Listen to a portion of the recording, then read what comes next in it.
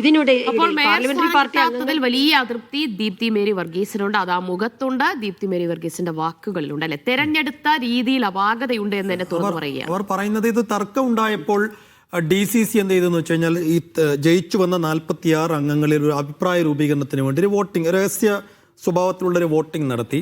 അത് പക്ഷേ ഓപ്പൺ ആയിപ്പോയി. അത് രഹസ്യ സ്വഭാവത്തിൽ നടത്തണമായിരുന്നു. അങ്ങനെ രഹസ്യ സ്വഭാവത്തിൽ നടത്തിയിരുന്നുവെങ്കിൽ പുതുതായി വന്ന അംഗങ്ങളടക്കം തന്നെ പിന്തുണക്കുമായിരുന്നു. അതുണ്ടായില്ല. അത് ഓപ്പണായി ചെയ്തപ്പോൾ പലർക്കും ബുദ്ധിമുട്ടുണ്ടായെന്നാണ് അവരുടെ വാദം. അതായത് രഹസ്യ രീതിയിലായിരുന്നുവെങ്കിൽ ഇവർക്ക് തന്നെ ഭൂരിപക്ഷ കൗൺസിലർമാരുടെ പിന്തുണയും പറയുന്നത്. പക്ഷേ നേതൃത്വത്തിന് മറിച്ച അഭിപ്രായമുണ്ട്.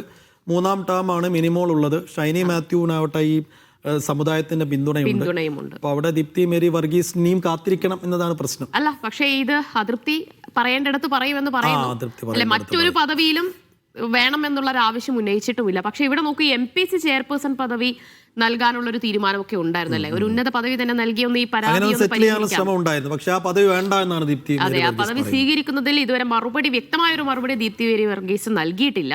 MPC ചെയർപേഴ്സൺ പദവി നൽകാമെന്ന് എറണാകുളം DCC നേതൃത്വം ഒരു സെറ്റിൽമെന്റ് എന്ന രീതിയിൽ ദീപ്തി മേരി വർഗീസിനെ അറിയിച്ചിരുന്നു.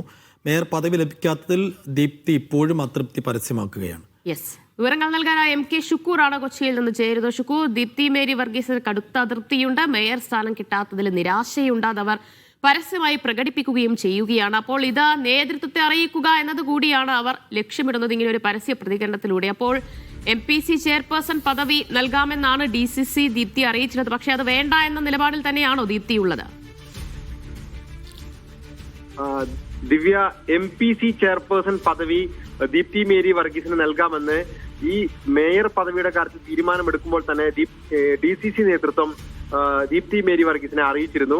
എന്നാൽ അവർ പറഞ്ഞത് 6 മാസമെങ്കിലും തനിക്ക് മേയർ പദവി നൽകണം, തനിക്ക് അത്തരമൊരു വാഗ്ദാനം ഉണ്ട് എന്ന് കരുതിയാണ് താൻ തെരഞ്ഞെടുപ്പിൽ മുന്നിൽ നിന്ന് പ്രവർത്തിച്ചത് എന്നെല്ലാം പറഞ്ഞെങ്കിലും DCC നേതൃത്വം അതിന് തയ്യാറായില്ല.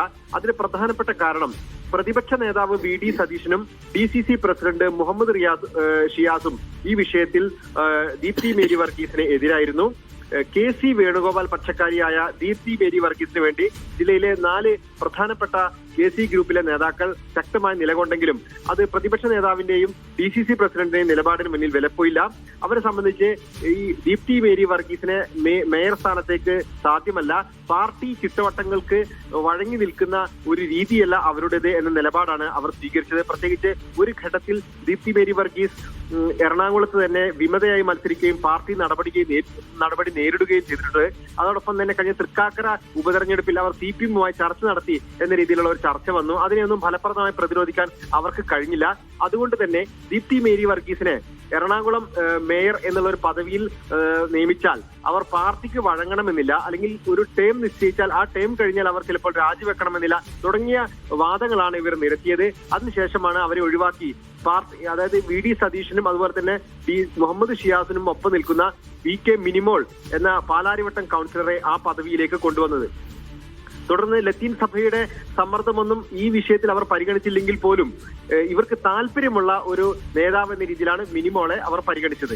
രണ്ടാമതൊരു കാര്യം, ഇപ്പൊ KC വേണുഗോപാൽ പക്ഷക്കാരിയാണ് ദീപ്തി മേരി വർഗീസെങ്കിലും KC വേണുഗോപാലിന്റെ ഒരു ഇടപെടൽ അതിനുവേണ്ടി ഉണ്ടായില്ല.